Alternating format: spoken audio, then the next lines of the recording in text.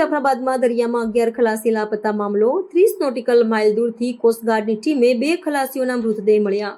મધદરિયે 3 બોટો ડૂબી જતા 11 ખલાસીઓ થયા હતા લાપતા। ગઈકાલે 30 નોટિકલ માઇલ દૂરથી કોસ્ટગાર્ડ ટીમને 2 ખલાસીઓના મૃતદેહ મળ્યા। પીપાવાવ કોસ્ટગાર્ડની ટીમ દ્વારા બંને ખલાસીઓના મૃતદેહને પીપાવાવ પોર્ટ ખાતે લાવવામાં આવ્યા। પીપાવાવ પોર્ટ ખાતે સાંસદ ભરત સુતરિયા અને ધારાસભ્ય હિરલા સોલંકી સહિતના વહીવટી અધિકારીઓ પહોંચ્યા હતા। દિનેશ બારૈયા અને વિનોદ બારૈયાના મૃતદેહને પીએમ અર્થે જાફરાબાદ હોસ્પિટલ ખાતે ખસેડાયા। જાફરાબાદ બાવાલ સિવિલ હોસ્પિટલ ખાતે સાંસદ ભરત સુતરિયા, સ્થાનિક ધારાસભ્ય હિરા સોલંકી, જિલ્લા પોલીસ વડા સંજય ખરાત સહિત અધિકારીઓ હોસ્પિટલ ખાતે પહોંચ્યા। સાંસદ અને ધારાસભ્ય પરિવારજનોને હિંમત આપી દરિયામાં હજુ 9 ખલાસીઓ લાપતા, જેની શોધખોળ શરૂ। માછીમારોમાં શોકનો માહોલ છવાયો। સૌપ્રથમ તો હું કોસ્ટગાર્ડનો ખૂબ ખૂબ આભાર માનું છું કે જે રીતે એ લોકોએ મહેનત કરી અને અમારા જાફરાબાદ શહેરના લોકોના 2 ડેડ બોડી મળી છે, એની ઓળખ થઈ ગઈ છે। આજે એનો પરિવાર ખૂબ દુઃખની લાગણી અનુભવે છે। એના સાથે અમે પણ આ વિસ્તારના એક જનપ્રતિનિધિ તરીકે અમને પણ ખૂબ મોટું દુઃખ થયું છે, પણ સરકારશ્રી પાસે જે વ્યવસ્થા સરકારશ્રીએ કરી, જે તંત્રએ કરી, એનો પણ અમે આભાર માનીએ છીએ।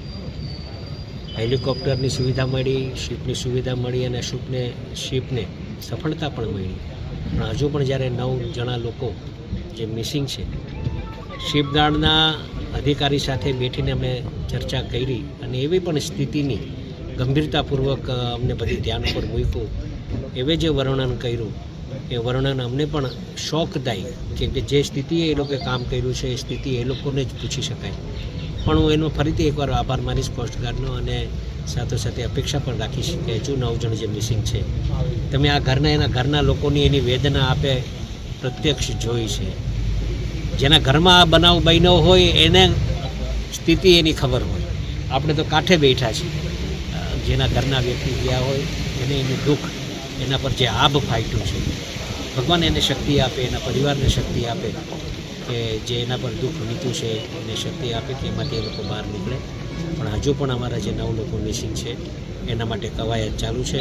હું KM સિકોતરિયા, મદદનીશ મત્સ્યોદ્યોગ નિયામક જાફરાબાદ।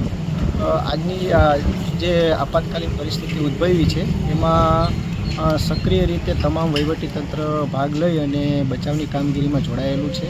સ્થાનિક આગેવાનો, જે બોટ એસોસિએશનના પ્રમુખશ્રીઓ છે, સ્થાનિક રાજકીય આગેવાનો તેમજ વહીવટીતંત્ર તમામ આ કામગીરીમાં ઝુંબેશ સ્વરૂપે જોડાયેલું છે। અહીંયા પરિસ્થિતિની હાલની વાત કરીએ તો ટોટલ 1087 બોટો ટોકન લઈ અને ફિશિંગમાં ગઈ હતી, તે તમામ બોટો આપણી બંદર કાંઠે પરત ફરેલી છે।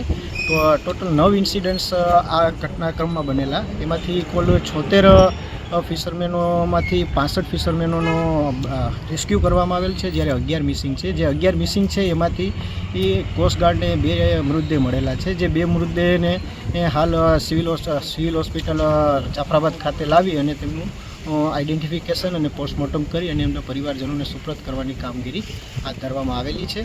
અને જે બાકીના જે 9 મિસિંગ છે તેમને શોધખોળની પ્રક્રિયા હાલ તંત્ર દ્વારા ઝુંબેશ સ્વરૂપે ચાલુ છે। કોસ્ટગાર્ડના 2 શિપ અને 4 હેલિકોપ્ટર અને ચોપર મારફત આ શોધખોળની પ્રક્રિયા હાથ ધરવામાં આવી રહેલ છે।